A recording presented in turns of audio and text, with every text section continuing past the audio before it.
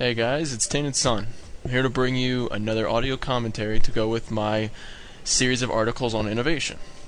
So, this time I talked about inspiration and how you have to have a good source of inspiration to have fun in the game, to get good in the game, and to also be able to innovate correctly in the game. So, I've decided to do an audio commentary on one of the players that I find to be a big inspiration to me. So,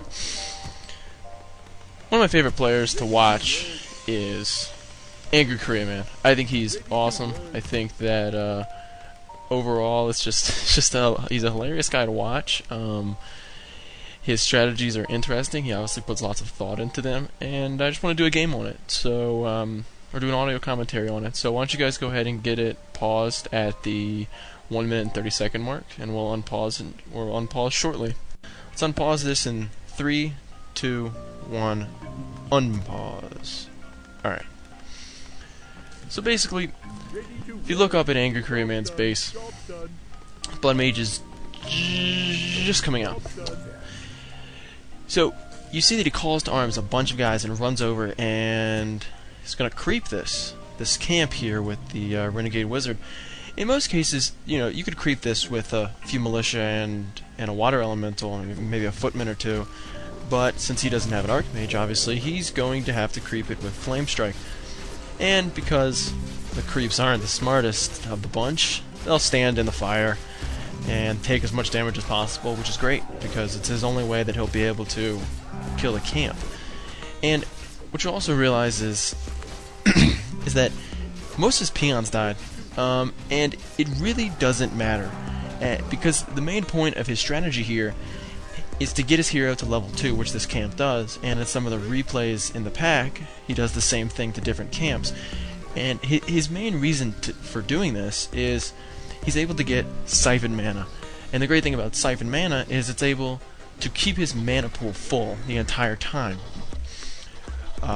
Which is definitely great for a hero that really has one great skill and needs to be able to keep it going all the time. And without the assistance of Brilliance Aura, he's not going to be able to constantly harass or constantly control the tempo of a battle with his Flame Strike as he does in this game.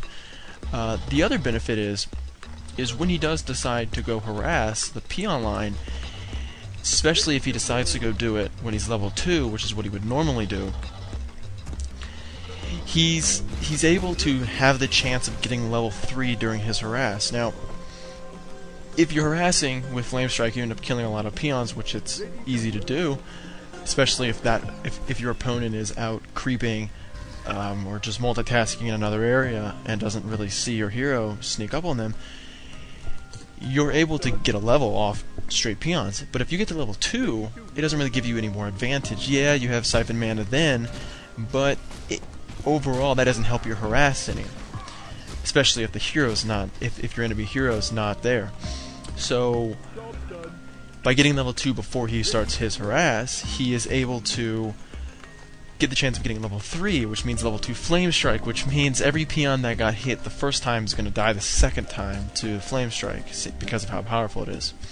Also, another reason he may delay his harass is most players, sort of know who Angry Korea Man is, and they might be ready to just, hey, I gotta watch my gold mine all the time. I gotta really know what's going on there, because if I don't, all my peons are gonna die, I'm gonna have no economy, and he's gonna kill me, so I really have to keep a focus on my gold mine.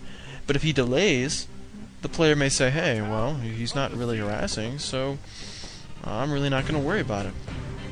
So, as you can see now, Kira's Farseer is coming in and harassing Angry Korea Man's base, and basically he can't really do much. Angry Korea Man likes to make towers, and two Arcane Towers is plenty to deal with a Farseer.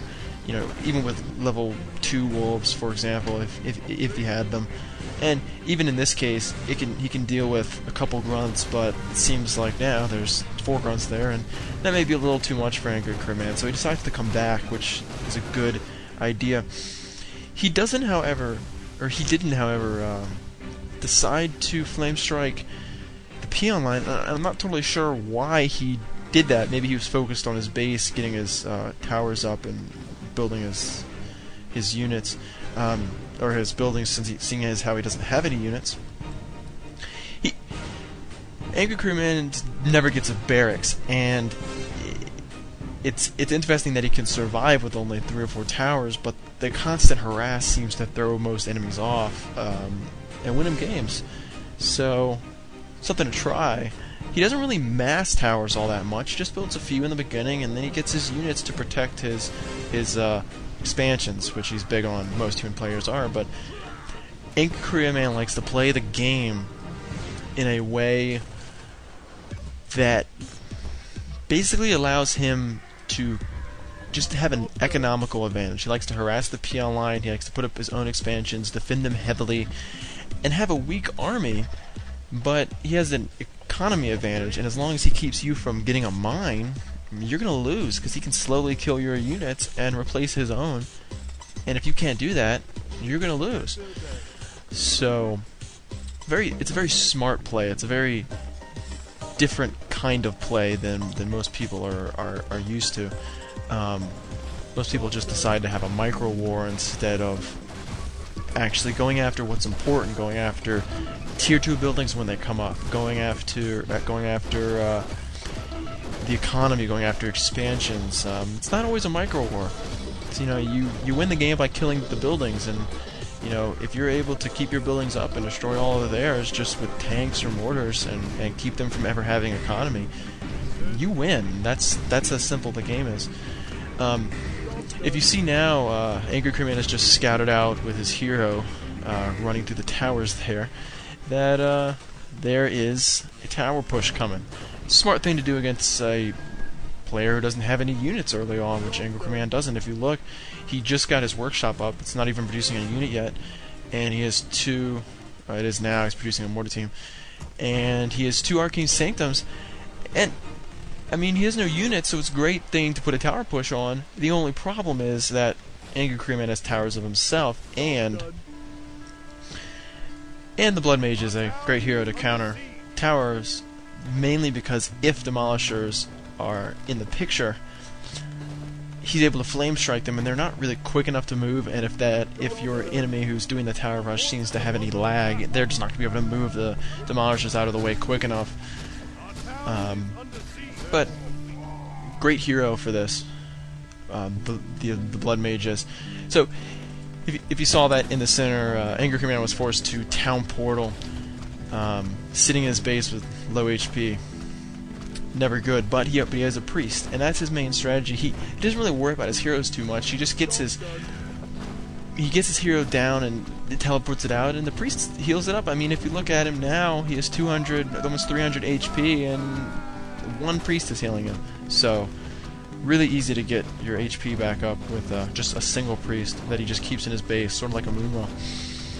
I'll make a couple points just about how to deal with a tower rush like this, even if it's mid tier 1 or tier 2. You see that there's a bunch of demolishers, and that's what really makes the tower rush great, is because you as the player facing the towers, you can't really rush out and kill the towers or kill the demolishers that you normally could, because the towers are there to protect them, and that's obvious, and they also have sort of like a barrier, sort of like a maze to protect them. So the only way to destroy them is to get siege yourself and shoot back. Luckily he's able to do that with his mortar teams. However, in most cases, because the orc player Kira has the advantage, as he has towers that are more defending his push and defending his siege, he's able to push harder on the mortar teams. And in normal cases this would be a very hard thing to defend against, and it'd be very difficult to save your mortar teams. However, if you look at the mortar teams and what's happening, they get hit by some of the demolishers and they get fully healed. So overall, the best way to counter it seems to be is to have siege and just constantly keep it healed. And mortar teams are probably the best anti-tower unit